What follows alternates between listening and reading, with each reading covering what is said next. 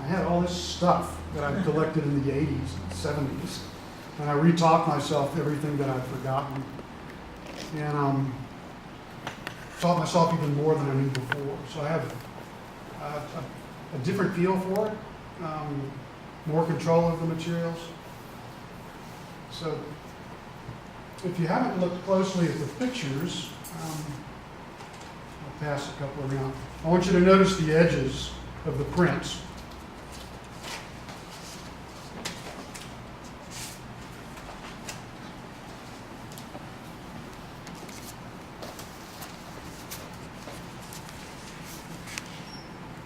So the dark edge indicates that I'm using a full sheet of film. I do not crop after it comes out of the camera. So the black edge is all about the rebate on the film.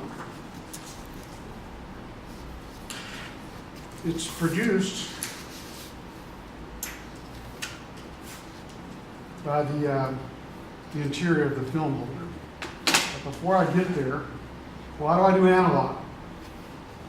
It's slow. It's contemplative. It is challenging. You know, the results can be really nice. You know, if you're a printmaker, I consider myself a printmaker more than a photographer. I use a camera to make prints. But these are works on paper. This is art on paper. So either it's manufactured silver paper, the glossy stuff, or it's 100% cotton rag paper that I coat myself with various things. Sanotype being one of them. This is a palladium print that's been passed over once again with gum arabic and paint pigment and re-exposed to UV light. So I do analog because it's slow, and the qualities of the print are different if you look at them compared to an inkjet print. But it's subtle. So I do it for you, but I like sharing it.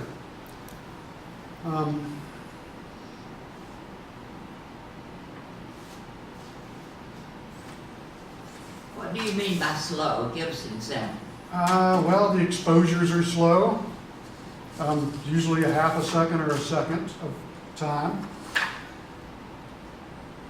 These things are light type boxes that you put film in, which is completely sensitive to light. You have to work with this stuff in complete darkness.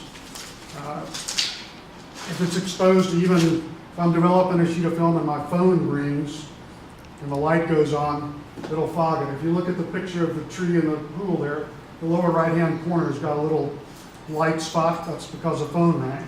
And I was stupid enough to have my phone turned on in the dark room. So a sheet of film looks like this. This is just polyester base. This stuff is coated in a factory with silver gelatin emulsion that sticks to it, and it's extremely light sensitive. So I'll go out to a place of interest to me visually and set up the camera, which takes a while. Then you have to focus the camera. You put a dark cloth on your head for this one. Use a loupe to focus the ground glass. I compose with the camera. I always, if it doesn't work in the full frame, I don't fool with it. It's just a process. It's just work. After it's exposed, I have to make some notes. And when I get back to the farm and to the darkroom, I have to develop it in total darkness. So I have 3 trays of chemistry set up, or actually 4 trays. And pull the film out of this thing called a film holder. And if you look at it, it's got slides. So first you have to load the film holder in total darkness with a piece of film, the emulsion side out, which is the gray side. So this thing flaps down. You slide the film in, put the slide in, and it's loaded. And when the film is unexposed, you put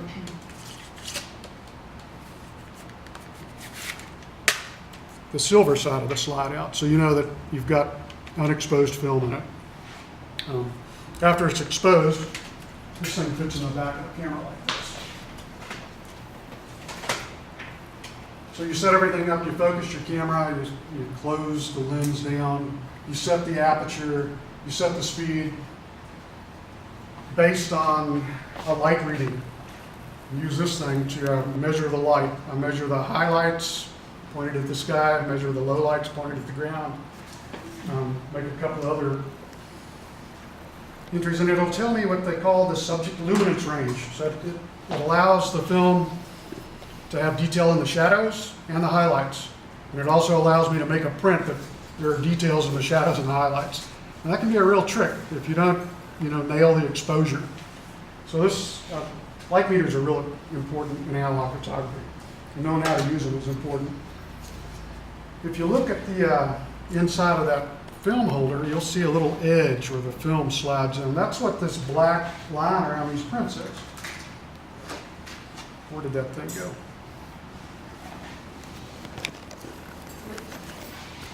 It's in the back of the camera. You look at this, you'll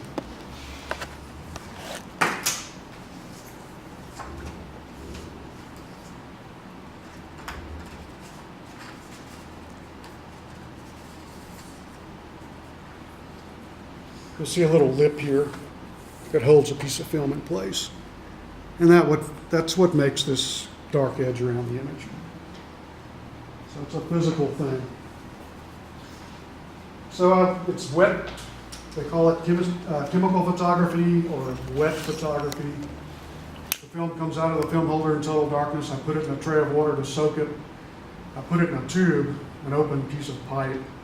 And I put it in a tray of developer, and I develop it for a particular amount of time based on the exposure and how much light was in the scene. And if I do it correctly, I'm able to make a print that's full toned like this stuff.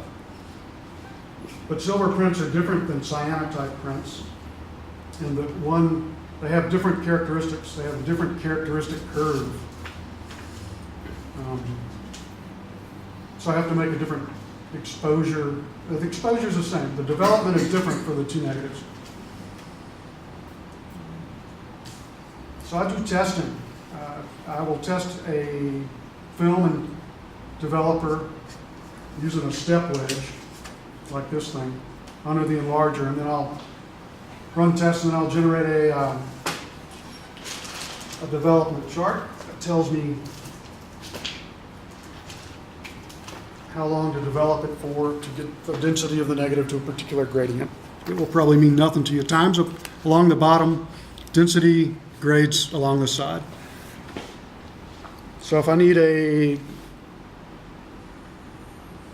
density range of 0.5, develop the film for 7 minutes. So that's how I control the process. And is that, this chart, is that common for that type of development regardless? Each film and developer combination will give you different characteristics. So I've got a whole book of charts. I've tested a lot of different things. When I stopped doing photography about 14 or 15 years ago, there was 30 films I could buy for the big camera. Now there's about 5 or 6. Same thing for the medium format. This is roll film. You get 12 pictures on a roll. Comes wrapped in paper. There's a paper back on it. But it's the same idea, same light meter, same approach. And I have to match the negative to the paper that I'm going to use. So if I'm going to use a cyanotype coating, I have to match the negative to that. If I'm going to print silver, I have to match the negative to that. And by matching the negative to the paper, you get the opportunity to have a nice open print. The details in the print, there's so much information in a silver gelatin negative that when people scan them, they can make the files huge if they want to. The other thing is just being able to see and focus the camera. So I've got something interests me, set up the camera, focus it, compose the image. I work the edges. I pay attention to the edges of the picture when I'm using the camera. This one too. And if you do that with your iPhone, you'll get better pictures. Pay attention to the edges. Don't let everything get sucked into the middle of the frame. It'll work much better. So how many hours does it take me to make one of these prints? That's what I was wondering, the one, I love the one you were talking about that had an edge on it, I didn't see that, all I can see was the tree and the That's- blue, I love that. It's really an artifact. I've never really thought about this, but I have between 30 and 40 hours in every finished print. And there's a whole, out of 100 pictures, there might be 20 that I consider worth sharing with people and hanging on a wall and taking to completion. So, there's 40 hours of a print, especially the silver prints. And the cyanotype's the same way. It's hand-coated. They don't get a lot of post-treatment, but silver prints in particular are labor-intensive. But cyanotype is notorious in that it's hard to control the tonality and the smoothness of the tone. So if you look at the little blue pictures, you'll see that there's a whole lot of detail there. And there's detail in the shadows and there's detail in the highlights. And that's because I've gone to the trouble of using a step wedge and making a test and understanding what that emulsion is going to give me, or have a pretty good idea anyway. So when I go out and make the picture, I know what to develop the negative to. So if the density range of this negative matches what they call the exposure scale of the paper, you can have a nice print. And it's